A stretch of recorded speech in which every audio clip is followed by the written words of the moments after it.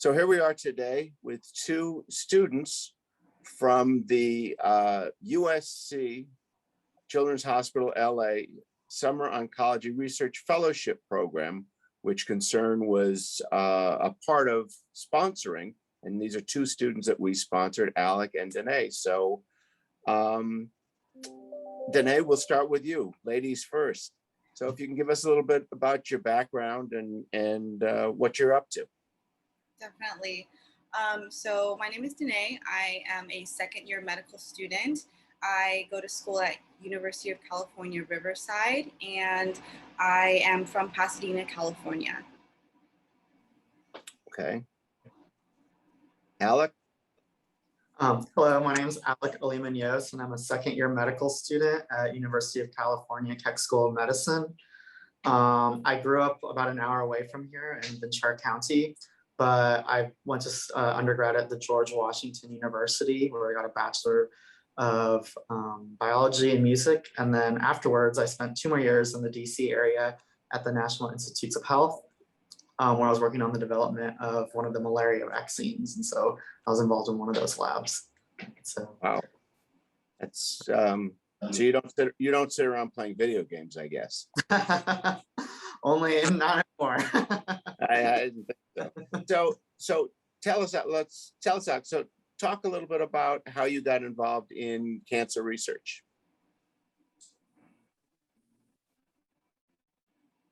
Sure, I could go. Well, I am drawn to research and medicine in general because I feel passionately about health disparities and how those interact with human health and why some populations may be more vulnerable to disease than others. And so what really, I think malaria obviously lends itself to that because it's the disease of primarily of the developing world right now. And so it requires a lot of infrastructure, constantly millions poured into a lot of countries to kind of fight this disease. What really spoke to me though is I took some courses at the NIH where we focus particularly on health disparities. I think there's a new portion of the NIH that's devoted solely to this research.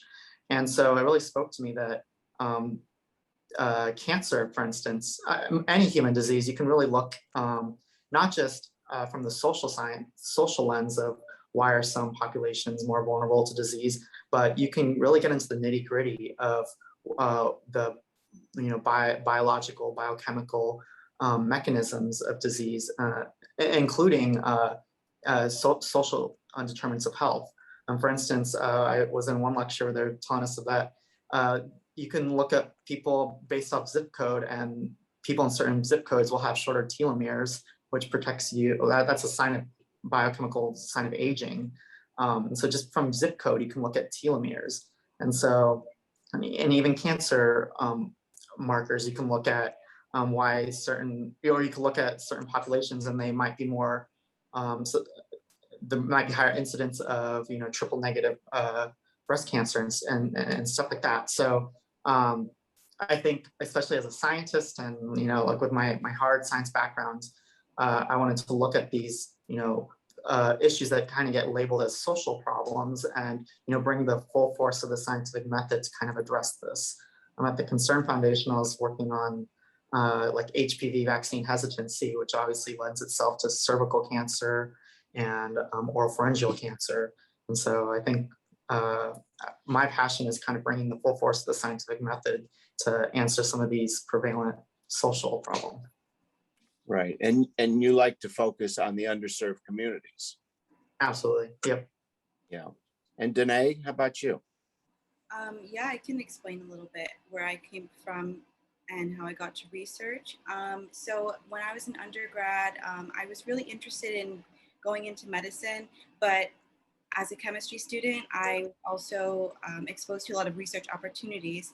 And when I first tried out research at that time, I really loved it. And I thought that actually doing research and that being an MD were separate, and that you wouldn't really be able to pursue both of those paths together.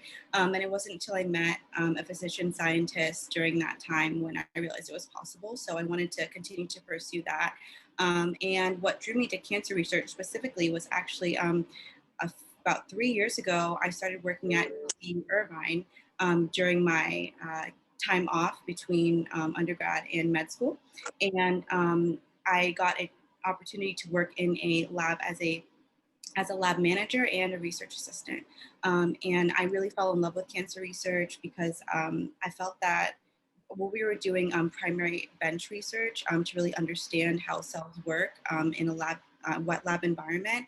And I thought that it was really fascinating to be able to do an experiment and then build it up and actually find out what was actually, like, how the cells were actually functioning. And that was a really amazing experience to me. Once I actually saw that it was possible for me to continue that as a medical student, I wanted to find ways to make that future reality for myself. And so that's when I found the SORF program, and I was really able to delve into that in a way that I wasn't sure would be possible previously.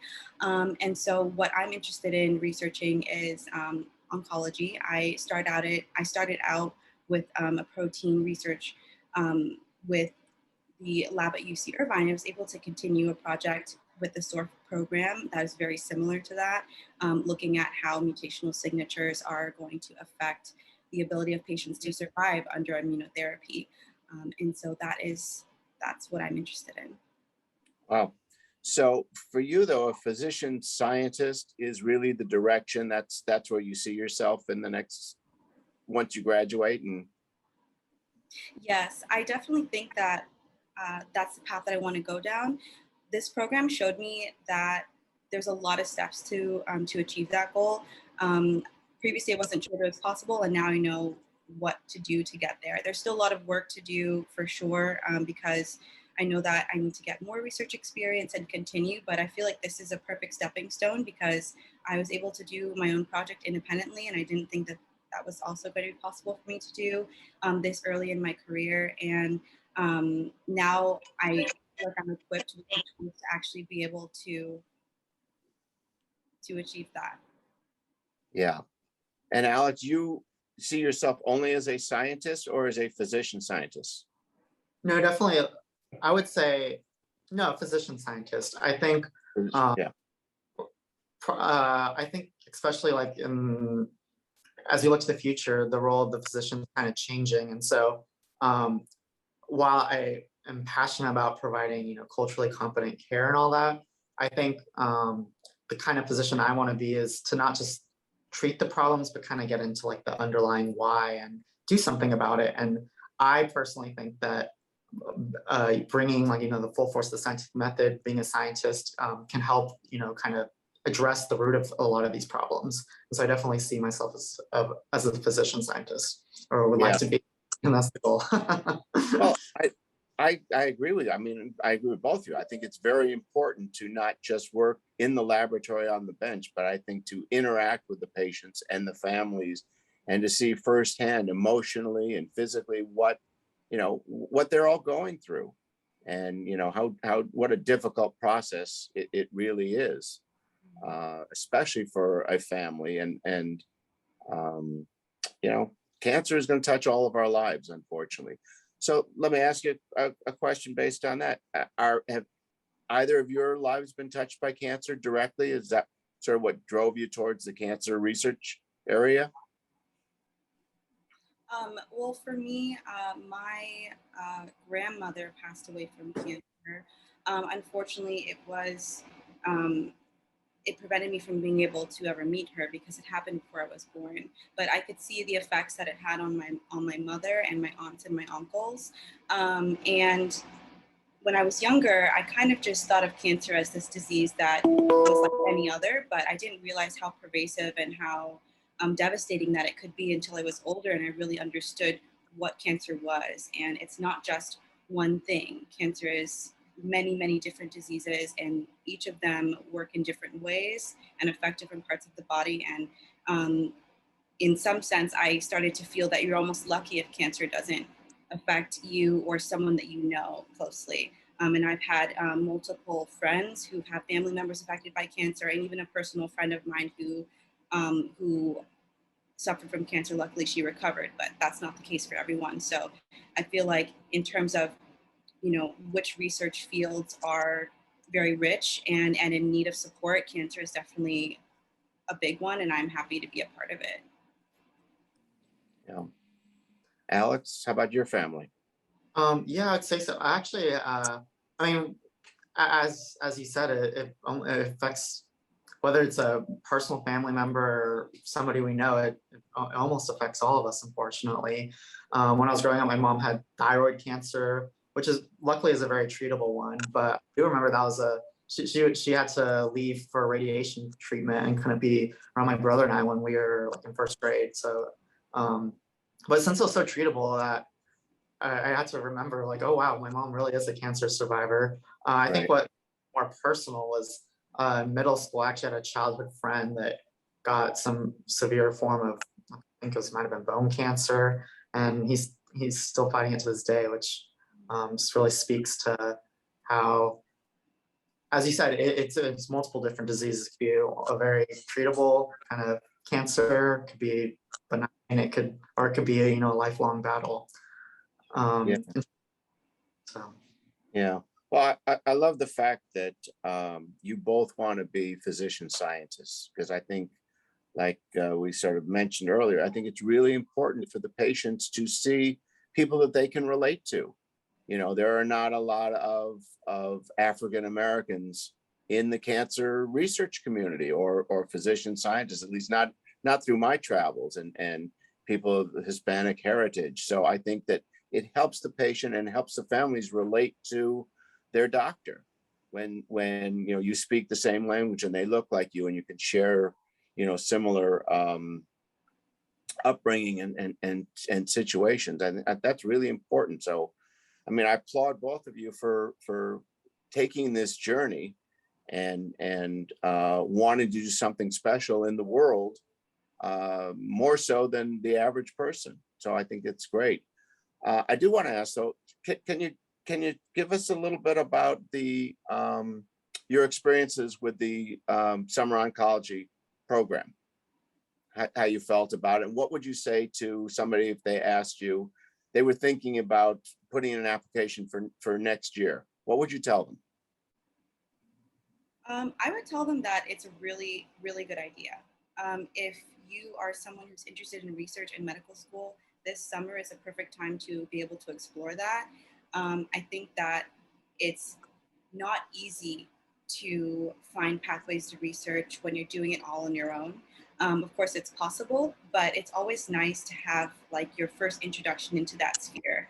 And a lot of people have had research experience, and medical students have had research experience prior, but this is a really great opportunity to get your own project, and not only that, but to learn about what it's going to take to achieve the goal of becoming a physician scientist. I think that my experience was really great because of those things. I loved being able to delve deep into learning more about cancer, because in the first year, things in med school are very broad. You're learning a lot of different things, a lot of different systems. And so our introduction to cancer there was pretty small compared to how vast of a field that it truly is. And so you really get the opportunity to learn a lot about it. It's still introductory, of course, because it takes years to learn all that you need to learn about cancer, but I don't really know any other opportunity that you would get to delve this deep into it outside of a residency program. So it's a really unique opportunity, and I would say is a really good idea to apply to it.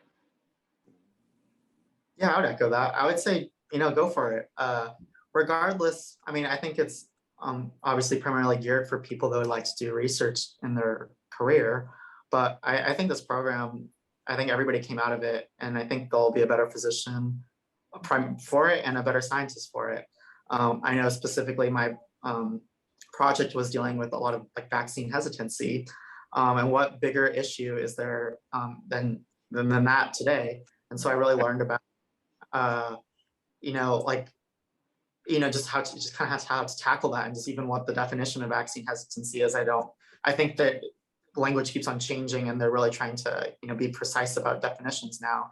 And so if you're kind of on the fence about it, I think we get in our, in our caves, I guess you could call it, just study it by the books all the time. And so this provides a different, lens for your education, and you'll definitely be a better physician and a better scientist for it.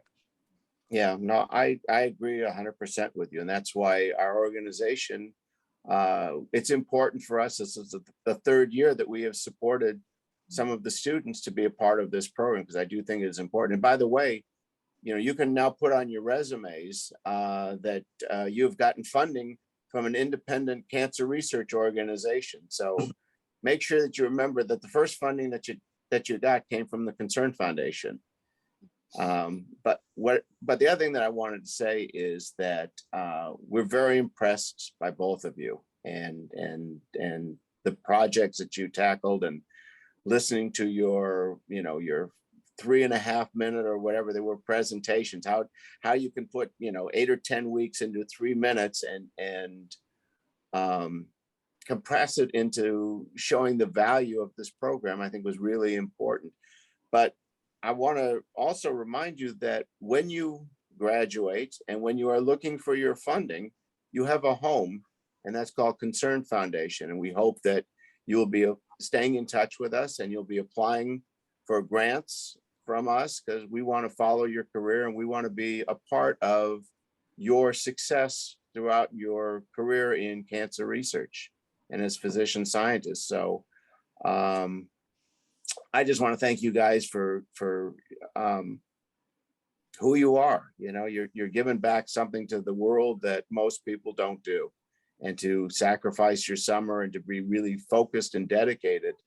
It's really something special to us. So on behalf of my organization, Concern, I just want to thank you for what you're doing. And I do believe that you're going to make a huge impact in the cancer research community. And someday we'll all celebrate that we'll be out of business. You guys may be out of a job and we're going to be out of business, but we're going to celebrate that day. So on behalf of all of us, thank you guys. Really appreciate it. And I don't know, was there anything else that you wanted to add or say, or that maybe we didn't touch on from the program or from your experience? I would just want to also extend my thanks to you for supporting us. I think that when you're in your first year of medical school, it can be hard to figure out what direction that you want to go in, and any type of support in, solidifying our future goals is making a huge difference in our ability to actually achieve them. So thank you for supporting us in this. It's a really amazing experience. Thank you so much for all the support and everything. Absolutely. No, it's definitely our pleasure. Well, thank you guys. And we're going to follow your career, and we're going to stay on top of it and make sure that you achieve great things into the future. So thank you.